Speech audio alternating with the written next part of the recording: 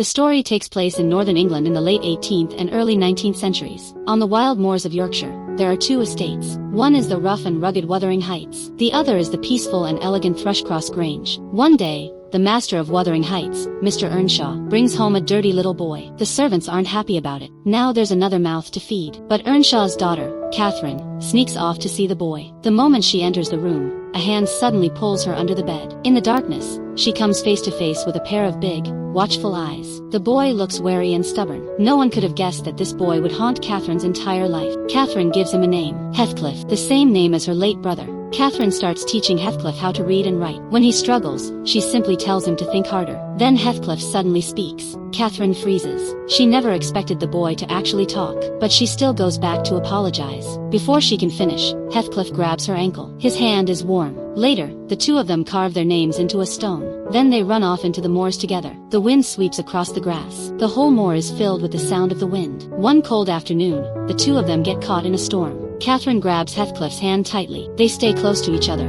but because of the storm, they miss Mr. Earnshaw's birthday. When they get home, Mr. Earnshaw is furious. Heathcliff takes all the blame. He says he's the reason Catherine was late getting home. That night, Catherine sees the scars on Heathcliff's back, one after another. The scars stay on his body, but Catherine can't stop noticing them. Heathcliff is supposed to keep his distance from the master's daughter, but instead, he keeps getting closer to Catherine, and Catherine gets used to having him around. When they're together, she can forget about everything else.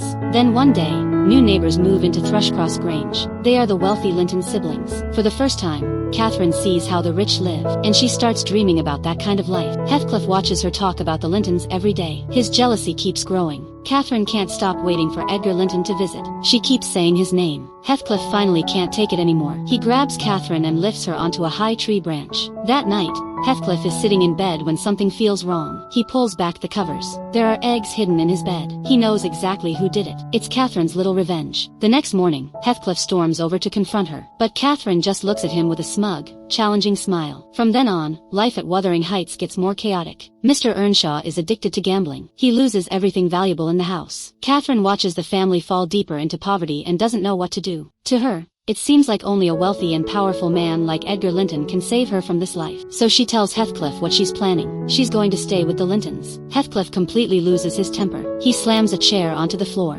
Then he begs Catherine not to go to the Lintons. Night after night, he wakes from his sleep. All he can see are the scars on Catherine's back. His feelings for her are intense, but the harsh reality of their lives makes Catherine hesitate. Soon, Catherine secretly climbs onto the wall around Thrushcross Grange. She sees a girl inside wearing beautiful clothes and telling stories. Edgar sits nearby, listening to her. It's exactly the kind of life Catherine wants. But Elizabeth spots her. Catherine screams and falls from the wall. She twists her ankle. Edgar comes outside and finds her hurt. That night, Catherine sends a message home. She decides to stay at the Lintons while she recovers. There, she tastes chocolate and cake for the first time. Heathcliff hears about it and wants to go get her, but Mr. Earnshaw won't let him, so he stays behind. 6 weeks later, Catherine returns to Wuthering Heights. She's wearing a beautiful lace dress. She looks completely different, but Heathcliff deliberately avoids her. Catherine tries to get close to him, but he coldly pulls away. That night, Catherine can't sleep. She sees a maid sneaking upstairs above the stables, so she follows her. Through a gap in the wooden boards, she sees the maid meeting secretly with a male servant. She almost cries out. Suddenly,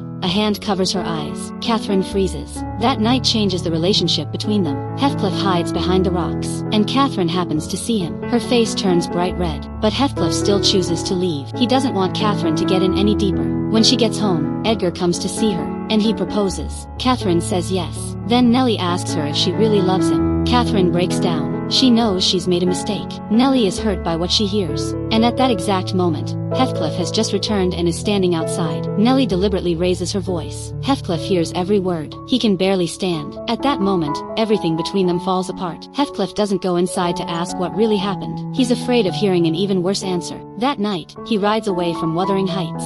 The next morning, Catherine regrets it. She decides to break off the engagement, but the servants tell her Heathcliff is already gone. From then on, Catherine waits for him to come back every day. A year passes. The engagement can't be delayed any longer. Catherine finally puts on her wedding dress and goes to Thrushcross Grange. Married life seems peaceful at first. Elizabeth likes Catherine very much. Edgar treats her like a princess. He even gives her a pink bedroom of her own. Edgar treats her like she's precious. But the story isn't over. 5 years later, Catherine returns to her bedroom one night. She pulls back the covers. There are broken eggs in the bed again. She knows exactly who would do that. The moment she sees them, she knows Heathcliff is back. At first light, Catherine runs out of Thrushcross Grange. Through the morning mist, she finally sees the man she knows so well. Heathcliff has returned, but now he's cut his hair short, and he's dressed like a gentleman. More importantly, he's bought Wuthering Heights. The estate that fell apart because of Mr. Earnshaw's gambling now belongs to him. Elizabeth becomes fascinated by Heathcliff. She keeps asking Catherine about him, but Elizabeth has her own way of getting revenge.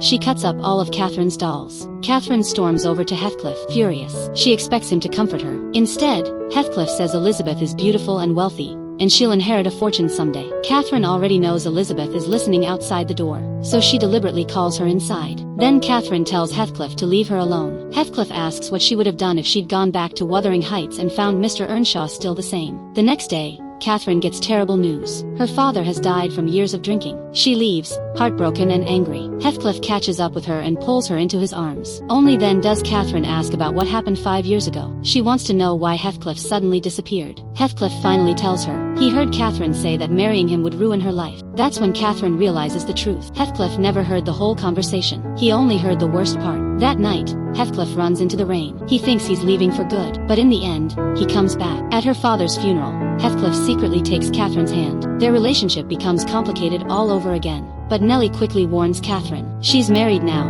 and she's pregnant. She can't keep seeing Heathcliff, but the two of them keep finding ways to meet in secret. Every meeting pushes them further. Catherine knows this is going to end badly, but she still can't stop. She's caught between her marriage and Heathcliff, and the situation is getting completely out of control. Catherine starts realizing how hard it is to live without Heathcliff. Eventually, Catherine blames Nellie for ruining her happiness. When she gets back to the estate, the first thing she does is fire Nellie. Nellie leaves and tells Edgar everything. The next day, Edgar warns Catherine. He tells her never to see Heathcliff again, so Catherine doesn't show up for their meeting. Heathcliff waits all day. Then, that night, he smashes the window. Edgar reminds Catherine that it's cold outside and tells her to come home for the sake of their unborn child. That's how Heathcliff finally finds out that Catherine is pregnant. Catherine thinks Heathcliff will finally leave after hearing that, but he doesn't. Instead, he goes straight to Elizabeth's room. It doesn't take much for him to get her to let her guard down. The next day, he marries Elizabeth. The marriage isn't just about getting revenge on Catherine. He also wants to humiliate Edgar. After the wedding, Elizabeth's life becomes a nightmare.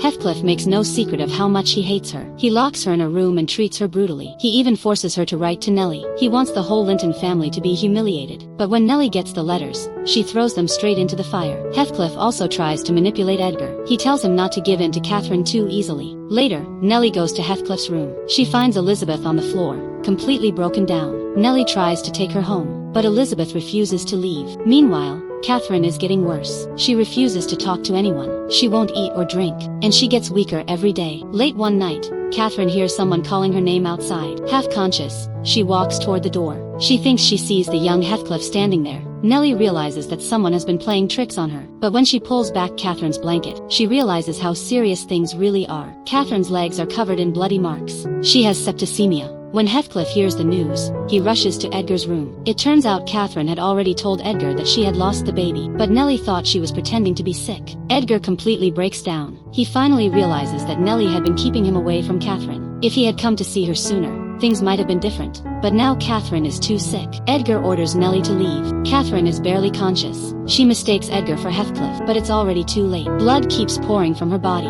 It soaks the sheets and runs onto the floor. Catherine is dying. By the time Heathcliff arrives, she's already gone.